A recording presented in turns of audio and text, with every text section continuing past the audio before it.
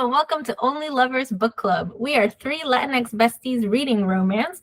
We take turns picking, and this month it was my turn to pick. So we will be discussing That Time I Got Drunk and Saved a Demon. I'm really excited to talk about this book. I have been wanting to read it for a really long time. So yeah, I'm excited. I'm excited to be here. I'm excited to talk about it. I've really been looking forward to getting together and discussing it. So let's just go ahead and start with what we're wearing, drinking backgrounds, etc. I have a cinnamon forest or cinnamon farm as my background. Before reading this book, I did not know cinnamon was a tree. Perhaps you know more about spices and herbs than me. I did not know it was a tree. I literally ran out. I went to Shaka. I was like, Shaka, did you? And he did not know either. So that made me feel a lot better. And then we Googled it. But if you too do not know what cinnamon looks like while it's growing, and you're on YouTube, this is what it looks like. It's just a regular old tree, but underneath the bark is cinnamon, which makes a lot of sense when you think about like the whole cinnamon sticks that you buy. They do actually look a lot like bark, and I don't know why I never put the two together. But anyway, that's my background. I have demon horns, which I think you can see okay with my hands behind me. If you can't, they're just curved little black demon horns. And yeah, oh, and then I wore a gray shirt, because I'm like a shadow dragon. Go ahead, whoever wants to, Chris or Tashai. I'm not wearing anything interesting, and I don't have an interesting background, but I smudged some makeup on my face to make it look like I've been whopped in the face with cinnamon, which plays a very key role in the book, hence why Andrea is in a cinnamon tree forest, which very interesting to see. I did know cinnamon came from bark because I watch a lot of food stuff, but also Chris had gifted me that like spice class, and so when they talked through the different spices, that was one thing they like explained in the class and like showed photos of, and the lady talked about how they collect it. But also, I don't know why seeing it in the background of your photo, like on your background right now, is so alarming. I know it's a tree, but it looks like it's been scalped somehow. Like, I don't know. It's giving me, like, it's giving visceral. So if you want to see what this looks like, listeners, if you're not viewing it, go on YouTube real quick. It's worth it. It's like alarming. But yeah, I have some quote unquote cinnamon smeared in my face. I've got my hair in a pony. I'm like, maybe my character has just run, like we're running. I'm like not hypnotized anymore. I'm good. So I'm working with Andrea's character to like figure out how to win. That's what's up. And I don't have anything to drink. I just downed half of a peanut butter banana smoothie. So I love the commitment of like just I'm gonna do something as small as smearing cinnamon on my face, or cinnamon in bunny quotes. Well, hello everybody, happy Pride. I am wearing this is a vintage Delia's dress. It's like a little Delia stun dress that I was gonna wear something else, but it was way too hot. Because this isn't like, I was going to wear like a medieval peasant shirt that I have, but this isn't like medieval England. It's very hot here today. And so I just needed it to breathe. But I felt it was fitting because it's brown, it's like corduroy. It's giving cinnamon vibes. And my background is like a fantastical island. I'm having a Canada Highboy of lemon and lavender because I was going to have a different seltzer. That was a little too strong for me right now. So I'm just gonna sip on this seltzer as like my beverage of choice for today.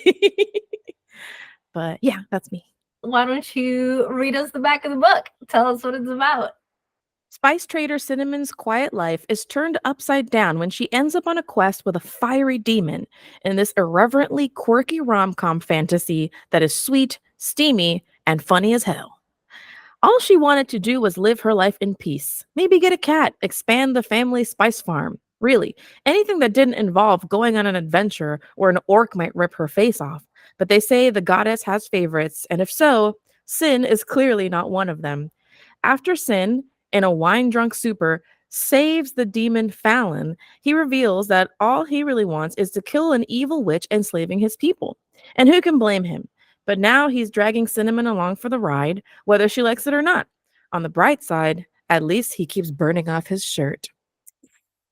You know what? I didn't read that before picking the book, but I would have absolutely picked up the book had I read that. Tash, you want to tell us about the author? Kimberly Lemming is on an eternal quest to avoid her calling as a main character. She can be found giving the slip to that new werewolf that just blew into town and refusing to make eye contact with a prince of a far-off land. Dodging aliens looking for Earth booty can really take up a girl's time.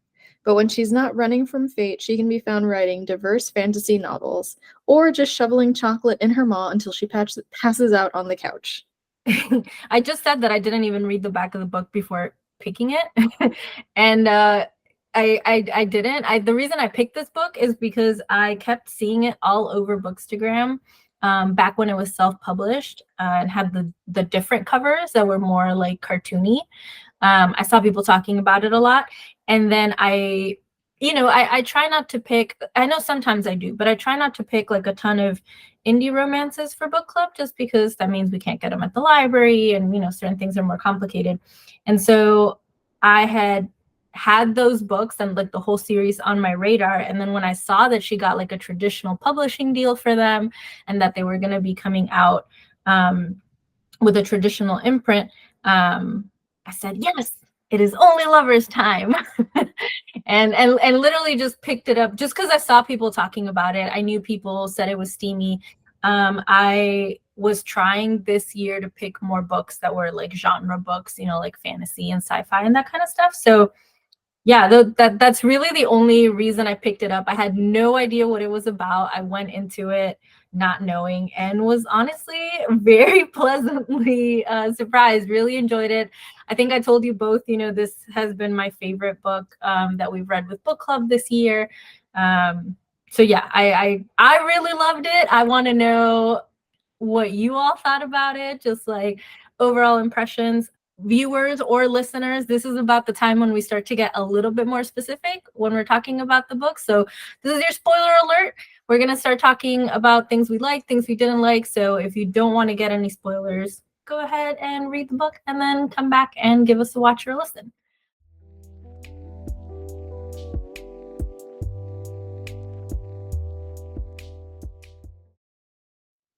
Okay, sometimes the title is like really wink wink and you're like, ooh, and then you start reading it and it is barely a wink. But this book was fully wink wink all the way through. This book was so funny. After the first chapter was like, okay, that's okay. I am in. I got it. I understand the world we're living in. I understand like what the rules are. I understand what the tone of everything is.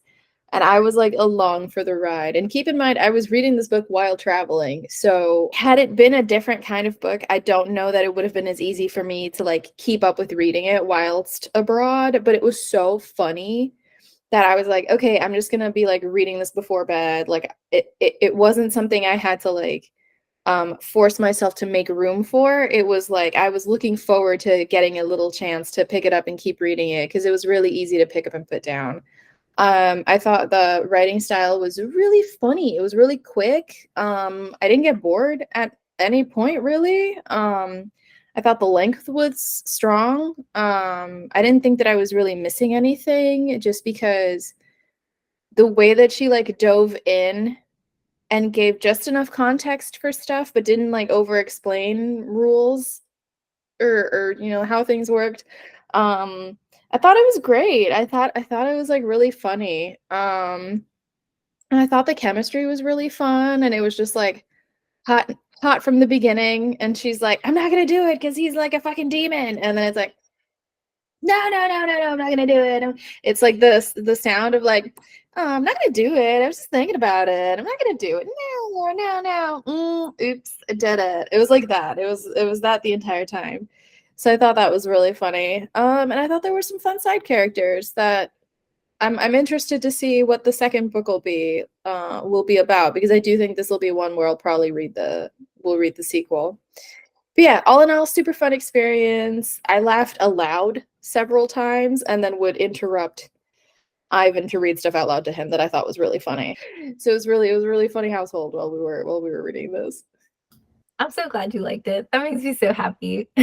I agree with you. I also was just like, yay, reading time. Let me continue. All right, Chris, what did you think? You read it all in one go, right? I sure did. Okay, hear me out. I knew that I could do it because even though it seems like a fatter read, it's not that. I don't want to say that the book doesn't have that much substance, but it is a fast read. Like, I have it on Kindle Unlimited, and it gives you like an estimated time for how long it'll take you to read. And I'm like, oh, I can do this in a day. I had seen this book a lot as well, right? And these Bookstagram, Book Talk streets.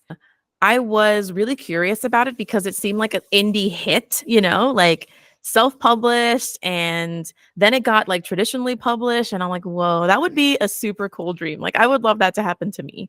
I don't know why it took me so long to read it. I think I was just like, I don't know. I feel like it's too much hype. I don't know if I'm going to like it, but I was pleasantly surprised. I really loved the story. I felt like it was exactly what I wanted, as far as it definitely had world building, it had humor, and it was sexy. I really liked it. And of course, I would be remiss to mention that this book had a surprise for me specifically. Like, Kimberly Lemming wrote this for me specifically when she made Fallon an actual dragon. I was like, oh, hang on just a minute. I really love a dragon shifter romance. I love a dragon romance. And so I was like, check, check, check.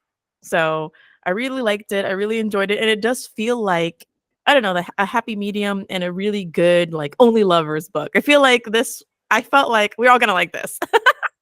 And I'm glad we all did from what I'm hearing. So yeah, those are my overall thoughts, but we'll see what. Yeah, I was really surprised because I had seen this book around so much, and I swear I never saw anyone mention that he was a dragon. So that really did surprise me. I did not know at all. But I also think it's because, and this is probably because I don't read a lot of fantasy, I like, in my head, I guess I don't equate demons with dragons. So like when I saw it on the cover, that's not what I was. Yeah, me neither. Me neither. And it's like a weird, I don't know. I didn't mind. I didn't mind it at all. Because I feel like maybe demon here is a word for monster, right? Yeah. Right. So it's different. So, demon was like for the werewolf, for the, for the centaur, for the dragon shifter, etc. Yeah. Okay. But I have some questions, and I like that you both mentioned like the setting and the world building and stuff like that, because I wanted to know, first of all, how did you feel about the kind of like quest setup that this book has? And then two, did the mix of like a cozy fantasy setting with like contemporary dialogue and like contemporary like thinking and kind of stuff work for you? Because I think this book had like a very unique mix of things where the setting that didn't necessarily match, like the characters. So yeah, what do you think about the quests? Or I'm calling it quest, but you know what I mean, right? Like the whole setup and the premise of it, and then the category or setting or whatever that this is billed as. I thought that the story like setup, like the adventure setup, was really funny, because I appreciate a main character who's like, I don't want to do this. Like, I don't want to go anywhere. Like, what are you talking about? I'm just like living my life. Leave me the hell alone. And the reason I think it's so funny is because it's very, it feels very realistic. Of someone shows up and they throw your life askew, and now they're trying to make you go on this quest. When in a book, a character's like, let's go do it. I'm like, count me out. So I appreciate that the demon whose name I forgot everyone's name, but the fact that the demon's like, or I can kill your family. Like, the fact that it took that tone of like, you can choose to not help me, but I can like kill everyone that you love. And it's like, fuck, okay, fine. Like, that to me then is the good justification for the like the inciting incident of, okay, now she like has to go on this quest that she's been trying to avoid her entire life by living by like boring rules. So I liked that. That's the setup.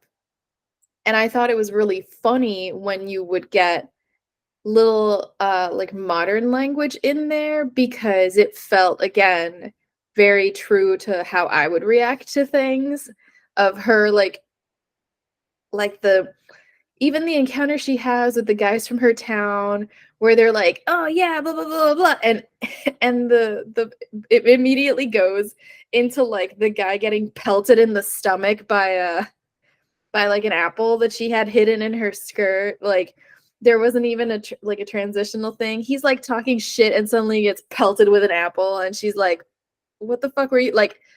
I found that so funny, and then mixed with the dialogue, it just would like catch me off guard in a really funny way, because I'm so used to more traditional of the time period language that whenever it would be sprinkled in, it just made everything like even funnier. Like it heightened the comedy for me. I don't think it took away from the comedy. And I also really appreciate that there was a boat scene and everybody was throwing up. I'm like, yes, thank you. Because then you get scenes in books and movies where it's like, now we're on a ship, and it's like, how many of you have ever been on a ship before? A lot of people are probably going to be nauseated, and that never happens. And in this one, it's like everyone's puking. I'm like, yes, thank you. Thank you for representing for those of us who get violently motion sick. Drea knows. We know what's up. But no, I enjoyed all of it. I thought it was really well done. I really loved this quest. Actually, as I was reading today, I messaged my DM from my Dungeons and Dragons campaign, and I said the book I'm reading for book club sounds like a really raunchy side quest. And that's what it felt like to me. I love fantasy that is like deeply unserious, and that is what this was. I don't have anything against like cozy books, but I also find that like cozy books are like just kind of boring for me. Like I could not get super into Legends and Lattes just because I found that like the story was like pretty toothless. And I'm like, okay. I had other issues with the book. But this had a lot of stuff that I really enjoyed. It had a lot of action and had a lot of magic, so much violence and wholesome moments in between. And when they kind of went in and out of like modern speak, you know, like contemporary things or coziness or whatever, it just felt like I was at the table gaming with my friends, because it did, you kind of do that a little bit at the table. So I thought that was great. I feel like people who complain about that aspect of this book, look at the title. Like I don't know what you were expecting. The title is self-explanatory and it sets the tone for the book, which is deeply unserious and highly entertaining. So I liked the combination of those things, and I thought that Lemming really hit a really good balance of injecting humor, but also making it really violent and like what a fantasy world would be, at least the one how I imagine it. So I enjoyed the fuck out of that. Yeah, I agree with what you said. I think it does feel like you're playing like a role-playing game where it's usually in these kinds of settings, but then everybody's just talking the way they normally would with their friends. Those are the vibes I got as well. Let's talk about the relationship. Like, Cinnamon doesn't want it to happen, but did you want it to happen from the very beginning? Because I definitely did. And also, would you date a demon dragon? Don't make that face, because when we talked about the tiger wives, we weren't all in agreement. So I feel like I have to ask, would you date a demon that is a dragon? Would you not date a demon at all? Or would you prefer a different kind of demon? So how do you feel about the relationship, but also what demon would you want for yourself if you were in that situation? I mean, I've dated worse. So frankly, I don't know that dating a demon would be a step lower. So yes, skipping ahead to answering that question, sure. Skipping back to how did I feel about the relationship? I liked it. Thought it was cute. He was obviously super into her from the beginning, which reminded me of like that one ginger guy from Game of Thrones who was super into Brienne of Tarth. How she's like this strong, big woman. And as soon as immediately he sees her and he's like, oh, that's what I want. That's kind of what this felt like. He saw her and was like, oh. Yeah, Andrea's not gonna know the reference, but you're thinking about Tormund. Yeah, Tormund Woman, from the wall. yes. Yeah. Cute ginger Viking-like man. He's such a hottie. But yeah, I always appreciate when it's like thinking someone's hot right away, but then not being like creepy about it. So like he was flirty with her, but he wasn't pushy in a way that was like gross. And she was super into him physically too, but was trying to have that moral argument of, do I allow myself to be attracted to a demon? They are evil. I've been raised to believe they're evil my whole life. My sister was kidnapped by some sort of like water demon, like all these like conflicting feelings.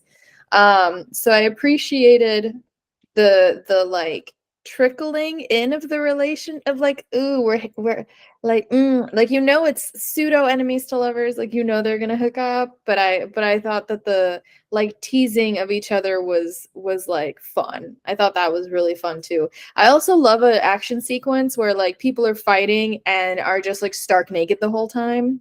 Because they're like, ooh, like we're gonna be, and then stuff is happening, and then they're fighting, and she just like grabs the gator thing, and he's just like, ugh. That I loved all of that. All that shit's hilarious to me. So super, super into it. And then yes, would probably date a demon. I guess I would need to know what the rules are because him being like, you're mine and with me forever. I'm like, okay, cool. But can I like flirt with other people? Like, can I flirt with other beings? When you say forever, do you mean like forever, ever? That's fine. Can we have like an open demon human relationship if we're both going to be alive forever because now I have powers? I need to know that there's like room for play in there because you can't eat the same thing for dinner every night. So like I just want to know the option exists. If the option exists and there's like flexibility to the demon partnership, sure. I'm down. Why not? Again, Would like you I said, pick the dragon though, or would you go with? yeah, why not? I don't have to pay for transportation. I don't gotta take a bus. I don't gotta get on a boat. You can just fly me somewhere. Hell yeah. Yeah, I thought they had great chemistry. I thought that yeah, I liked how she was, fighting the inevitable because she immediately was like, "Oh my god, he's gorgeous." And I felt like her reasons were valid for not necessarily wanting to. This is the conflict that I would find myself in, as close to a conflict with like a horseman as I could find myself with without resorting to murder. Because I felt like Fallon was just the right amount of violent, just the right amount of, I don't see the human logic in this. And she was the right amount of horrified, but also the right amount of horny, attracted, and understanding. And so it just worked. It worked. And they kind of slowly met in the middle. Like I loved it when she was like, well, you can kill rapists. Yes. And he's like, yeah, we can all get on board with that. And I even felt like when he was more forward with her, I think he only did that because he felt like she was absolutely into it. Like she was like, he could probably see it in her face or something that she was down to clown. And he was just like, all right, I'm going to push these buttons and see what happens. And she was like, stop. I don't want the. She's not being very serious. I would absolutely date a demon dragon shifter. That's kind of like one of my top fantasy pairings for myself. I love it when a romance has a dragon in it and the dragon is like not stupid or a beast or whatever. Like it's super cool. I like the magic system in this as well. I don't have any caveats about the relationship. I feel like I'd be fine because this is like when is this ever going to happen to me? I wouldn't put any caveats or footnotes. I'd be like, sure, let's do it. Like you like me, I like you, we love each other, and that's fine. There's a book out there. There's definitely like polyamorous shifter books out there. But this one worked fine. And yes, I would absolutely date a demon dragon, without a doubt. In case anyone was wondering, in case like you missed my whole like the hangout for the Ghost Bride. And the only reason I didn't do dragon makeup today was because I didn't have fishnets to do like the scaly effect.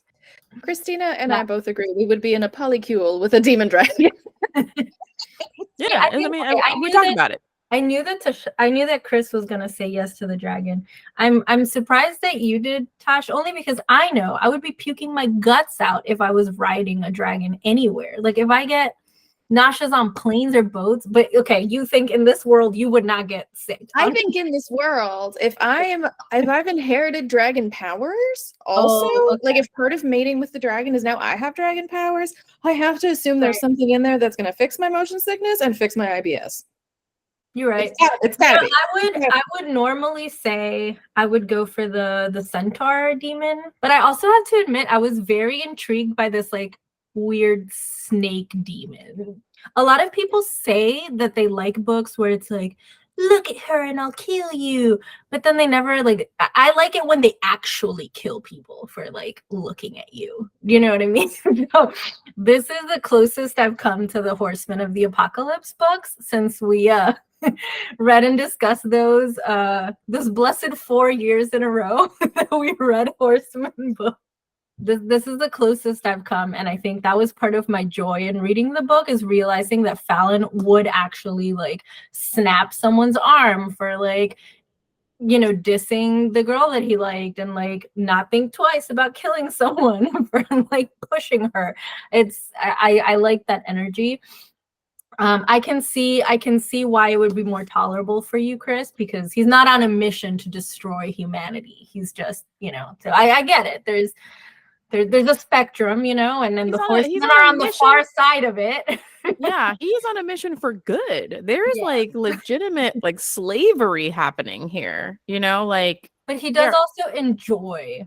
for similar reasons to the horseman. Yeah, it's like, well, I'm not human. I don't follow this human logic, this human morality. However, I'm anti-rapist, and Exactly. then it's like, oh, cool. Yeah, I just felt like it worked. It was a short enough book, and the instances of him being like uber violent were scattered and also felt really justified. Like in the moment, it felt like, well, of course, like if I were the dragon. Stop when she said like, Yeah, he listened to her, and that if I were the dragon, I don't know that I would. I don't know that I would be. I don't know that I would. I mean, here's the thing: I want the dragon romance, but I want to be the dragon. You know what I mean? So I don't know if somebody hurt you. I don't know if I'd be able to listen to reason, and I would burn the town down because not only are they slavers, they talk shit about my girl. It's just those are my non-negotiables. How many people in this town have owned demons or practiced this? Raise your hand. Show of hands. Interesting. Those of you over here, please exit the city immediately. Havoc will be wreaked momentarily. Everybody else, take a seat. Well, I know you mentioned this earlier, Chris, when you were talking about seeing the book on Bookstagram. I had also heard people talk about how super spicy and super steamy this book was when I had seen it on Bookstagram. And I think I agree with you. I think we, as a book club, tend to read a wider variety of romance here. A wider variety in terms of not just the romances and the genres and content, but also in terms of steam. we run the gamut, and so I think that maybe I just want to hear your thoughts. You know, like, do you agree that this is a very spicy, steamy book? How many chili peppers out of 5 would you rate it? Because people online were like 5 out of 5, all the spice. And I did think it was a very, very sexy book. But I don't know that I would say it. Anyway, I want to hear what you guys think. It was sexy. It had some nice spice in it. I think it was well written. I think the smuttiness of it was written well. Even with it being like a funny book, I appreciate a book that can be a funny book but does like a good smutty scene. Because I can be laughing, but if the scene is well written and it's like smutty, it's still gonna put me in the mood. I'm like, I love laughing my way to an erection, you know? I love a humorous hard on. As far as chili pepper, I don't think I would give it 5 chili peppers. I think I'd give it like 4. I think it could have used more. I think what was in there was like nice and spicy and steamy. I thought there was going to be more going on just because of the sheer horniness. The fact that when they made it, he's like, "Lol, now you're like turned on to 11. I'm going to leave." And she's like, I thought that was going to be like a smash-a-thon. But I enjoyed it. Like it could have had more. If it had had more, I wasn't going to be mad at it. I'm not mad at the amount that was in there. I think, like y'all have mentioned, people who read this who were like, "Oh my god, it's 17 chili peppers," just are on a different dietary journey when it comes to their smut consumption, and that's totally fine. We all have different levels of spiciness, and we find different things palatable, and that's totally fine. So my initial, I guess my expectations were colored a lot by the reaction that this book got on Instagram, on Bookstagram. And so I did expect to see more sex on the page. I thought it was steamy.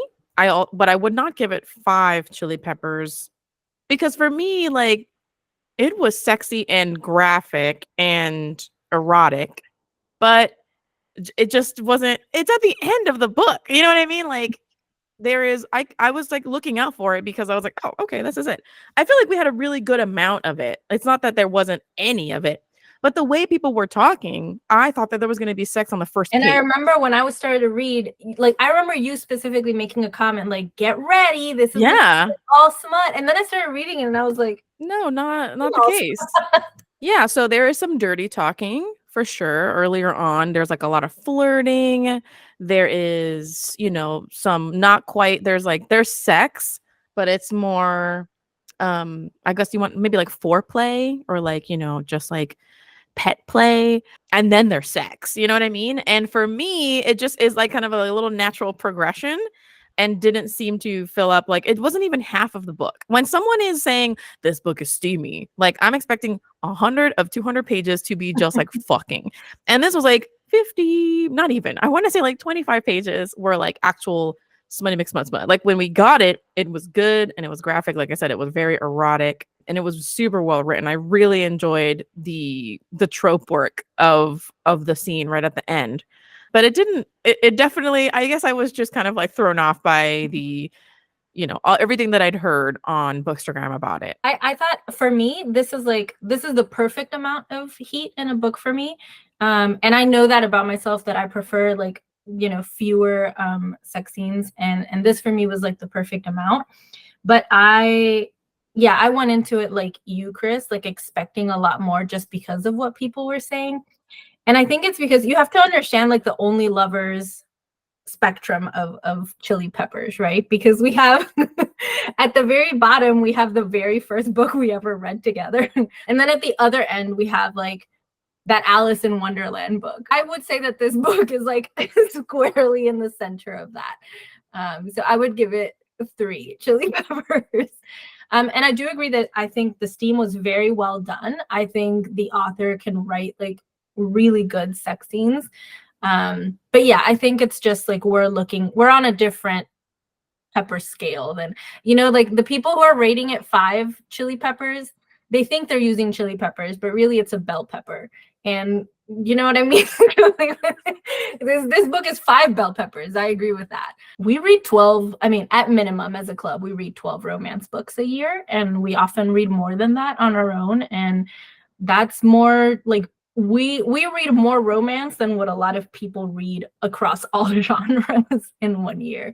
So I think that just contributes to that. But I agree. I did think it was very steamy. We talked about the violence, or maybe Chris mentioned the violence in this book. I was surprised by it. I did not know that was part of the plot. And it surprised me in a good way. Like I've said before, this really reminded me of the Horsemen of the Apocalypse books. A lot of people actually die in this book. Like, for a really funny book, there's a surprising amount of like death and dismemberment going on, both magically and also just like physically. I like whacked you with something. I know in the past, our book club has had opinions about love interests who murder. Why does it seem like this one works so well for you? I know, Chris, you touched on this, like, oh, it was a better balance. But Tosh, is there a reason why you like this one more than Horseman in terms of the murdering? The tone of this was just so funny. It's not just that it's funny, it's that there's like an absurdity to it. So I appreciate how in this book it's like there's like the heroes and the heroes are gonna fight and it's like getting tense and as someone's talking, it's like his head gets whopped up. Like there's just and everyone's like, oh my god, oh my god, what? And he's like, what? He's gonna kill you. I'm not gonna. We've talked about this. I'm not gonna let someone like threaten you. I've taken my time. I've been respectful, but like we're done. We're done. I'm not gonna pretend that I'm not this anymore. You know what you signed up for. So it's just there was like an absurd tone to it that I just found really funny. And like we've mentioned, he's not like his mission isn't I'm gonna kill every man, woman, and child with like no purpose behind it. I'm just like I'm following orders, whatever. Here he's like trying to solve this thing and the people who are in the way are for the most part like shitty people. And I think because the characters who are shitty who then understand what's happening are like, "Oh, whoops, never mind. Like I get it. We've accidentally been the bad guys. Totally get it. Oh, that sucks. Like, I'm going to stop doing this thing." So the ones that don't do that are like, well, fuck you, bitch. It's like, it's just really funny. There's something really funny about someone getting like whopped mid disrespectful monologue. I just find that really funny. I wish I could have seen you like reading this book because I'm just picturing you on the train, just like laughing your head off. Just me in the Italian countryside. It was very romantic. I'm like leaning out the window, just like, and then reading, and then I'm just like, So yeah, similarly to what Tashai is saying, I think it's like basically like time and place. I think that the Horsemen of the Apocalypse books didn't work for me. One, because they are very squarely in the dark romance category, and it's not a genre, not a romance subgenre that I enjoy. First of all. Second of all, it takes place in the modern world where we are very aware of like what counts as an atrocity, right? What is a crime against humanity? And the horsemen are there to bring about the apocalypse and to, bring about like the just suffering of all humans, whether or not they are morally good in the eyes of this Christian God or an alien God, whatever the fuck. They never fucking explained who God was. So whatever. I remember you were so mad about that. And so it's just too much. So the Horseman book, tried to sell me these men as like good men deep down, except that everything they're doing is bad, and some people are like, no, you just don't understand him. It's fine. It's fine. It's fine. It's just not my genre. Whereas Fallon in this book, in the Mishaps and Meads books, it one is absolutely a comedy, and slapstick violence and sudden death is very much part of the genre, and it's fantasy violence. So it's kind of like harkens back to a time where, right, we don't have guns, we don't have all these things, but like the fact is that people just didn't live as long of a life as we do now. And so when something fucking happens, like, oh, someone's head gets chopped off by an axe, it's like, oh yeah, of course that would happen. I'm not saying it's good. It just lands differently. And again, the tone of the book lends itself for those things to be funny. And I also think Tashai makes a good point of like everyone who, I mean, aside from the people of the city who probably weren't sure they were participating in like chattel slavery, they were not really given a chance to atone or recognize or turn a new leaf or free their demons. You know what I mean? I don't think that they would have. But they were not given a trial. They were just kind of like executed. And but I feel like that comes from like a righteousness, right? Like the demon is part of the oppressed group and frees all of the other demons, and they do an uprising and they kill their slave masters. I cannot not be on board with that. So ultimately, yeah, I feel like most of the bad guys who are killed on camera, it's kind of like done in a funny way, and they are bad. They're rapists. They are, jerks, and so on and so forth, and or were slave masters at one point or time, or an evil mage defending a lich, which is like the worst fantasy monster in like fantasy / Dungeons and Dragons. Like a lich sucks the souls out of things in order for it to continue to live in a natural life. So I just can't get on board with the horsemen, but I can get on board with this. And it might just be kind of like the other side of the coin, but for this kind of works more for me than the horsemen. And that's just it. That's okay. We can like different things. Oh, but that's good for me to know, because I really enjoyed this book, and I would love to, maybe not necessarily next year, because I already have so many books on my potential list for next year. We're not even halfway through the year, but it's good for me to know like where our little Venn diagram like meets, for the future, because I want you all to enjoy the books I pick. So my final question is not really a question. I was just curious who plans to continue with the series. I know Tosh said that she was going to, but I also know that we say that a lot and we don't necessarily do it. So, but I was just curious. I know I want to, but I also have heard that the other books are not as violent. And I feel like that's one of the things I loved about this one. So I'm hoping one of you continues and then can tell me like, oh yeah, Andrea, you should read this, or like forget about it. So I don't know. What's everyone's plans? I added it to my Goodreads. I just have to actually remember to go back into my Goodreads and be like, oh yeah, let me read this book. But I do want to read it, because it's called The Time I Got Drunk and Yeeted a Love Potion at a Werewolf. I'm telling you, I read the title and I'm like, it's a good title. It's a good title. It's a good title. It's so funny. I'm definitely planning on reading the series. It's back on Kindle Unlimited, which I have. And so I have all 3 of them downloaded. It was a short book and it was super enjoyable. If this one hadn't been as enjoyable, I would not even be contemplating it. I do follow up with other book series. Like I do continue to read, maybe not as part of like book club. I feel out of Yeah. I get curious, and so I want to continue. And I really enjoyed this world, so I want to check it out, and I probably will check it out and we'll report back. Well, those are all the questions that I have for you all. Is there anything else you wanted to talk about that we didn't get to talk about? Any final thoughts? Yes.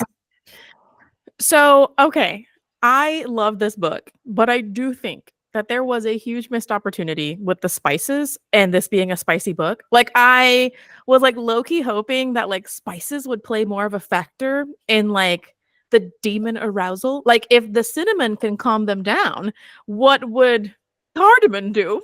And so I was just like, I wanted more time with the 2 of them in her kitchen, because I wanted to see like how, or like when she cooked, if she used a specific spice, if it had like a specific reaction to him, because I thought that was funny. And I like I feel like being a spice farmer, it sounds so cool, but also just lends itself to romance, rom-communess, like especially in this case.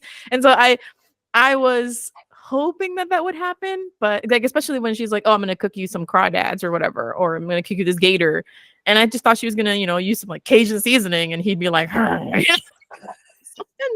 something like that.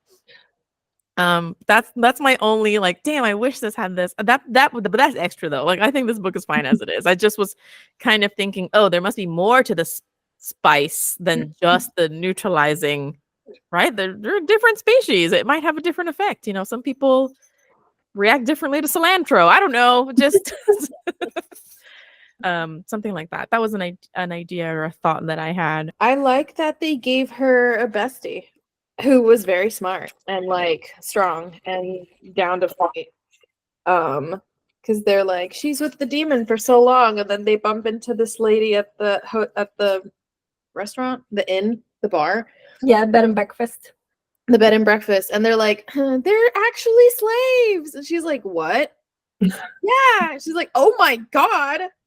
Are you fucking serious? I was like, no, yeah, they have a consciousness. And it's like, oh my God. Oh my God. It's like someone discovering like how certain foods are made and being like, I can never do this again. But you know what I also love? That she was like, oh my God, I'm going to abandon everything, go fight for the cause of freeing the demons. But then she was like, I'll still fuck you up, rival in person, if I run into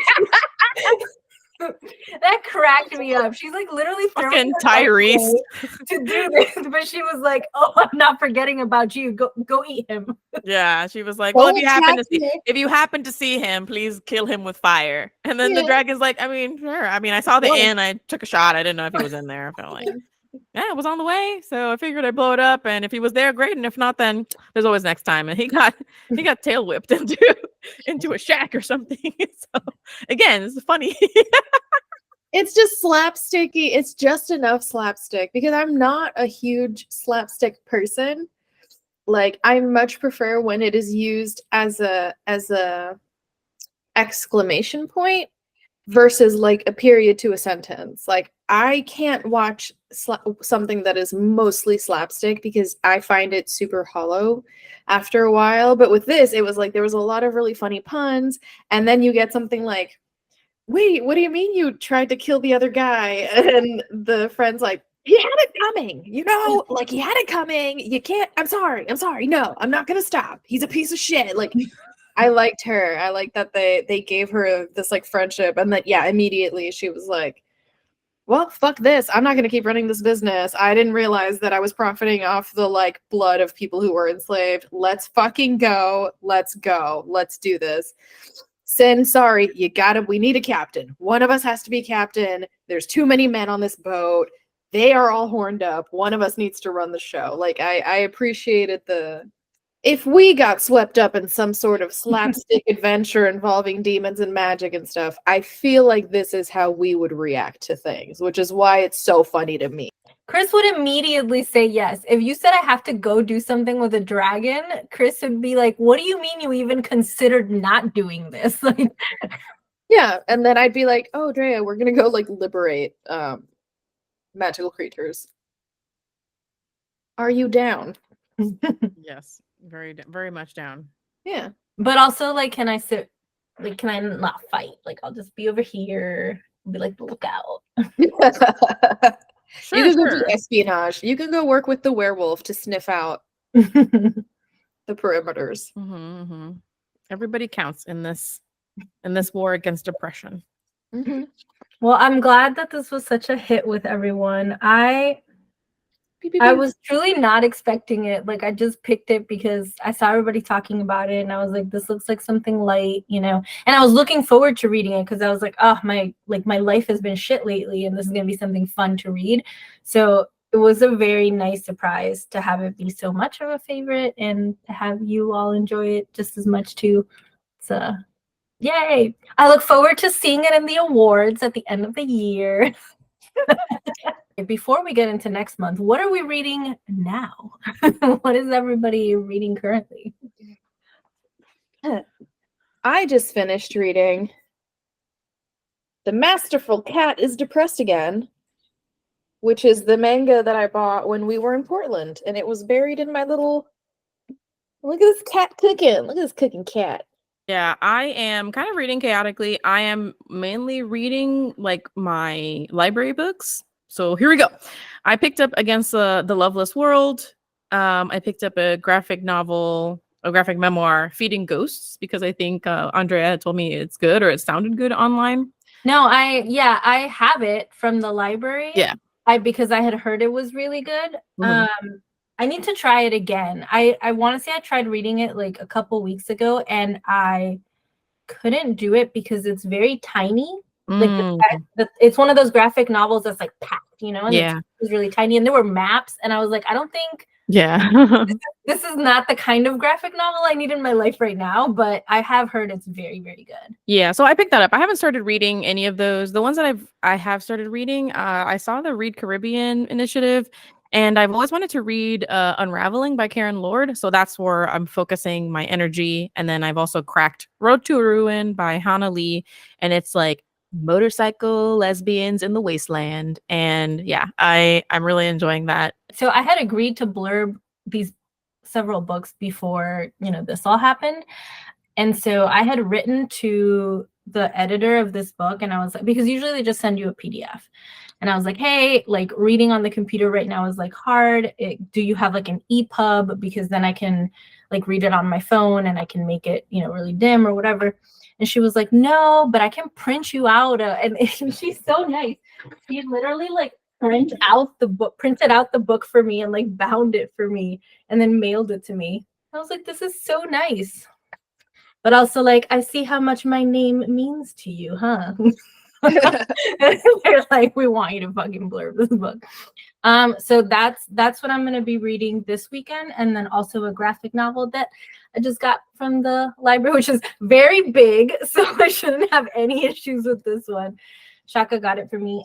It's book 2 of a duology, I guess. I read book 1 years ago. I don't remember a single thing that happened in it, so I need to like look up a synopsis or something because I don't remember what happened in book 1, but I remember loving it and loving the art style, so I'm very excited to read the follow-up. I got a little bit ahead of myself before, but now we can talk about what we're reading next month for July. It's Chris's turn, correct? Yes, next month is my pick, and I chose my friend Dani Trujillo's book, When Stars Have Teeth. It's a contemporary romance by an indigenous author. I read it's part of like a series, but you don't have to have read the first one to know what it's about. But the first one is Lizards Hold the Sun. So I hope we like it, and you are under no pressure to like it, but you are under pressure to read it and discuss it with me. Yes, excellent. Cool. Well, then that kind of wraps up our episode for today. If you are looking, I know we usually talk about if there's like a similar episode. I don't think the Horseman books are at all similar to this, but we have mentioned them a lot here. So if you are curious about what I loved, Chris viscerally hated, and Tashai found herself in between of, you know, you can check out those oldie but goodie episodes and see what we had to discuss. Remember also that we have our romance challenge on Storygraph and social media. This book counts. I think we have like a BIPOC supernatural category, and that's the one that this book would fit into. So feel free to check that off if you read along with us. And until next time, until next month, my birthday month. Thank you for making it to the end of our episode and spending some time with us. You can support Only Lovers Book Club for free by subscribing to our shows and sharing our episodes. Make sure to like the video or leave us a comment. Or if you're listening, don't forget to leave us a review. Look, I mean, I'm not saying my demon boyfriend will come after you, but I wouldn't risk it if I were you. You can also become a supporter on Ko-fi or buy some books from our bookshop. All of those links are in the description box. You can follow us on Instagram at Only Lovers Book Club.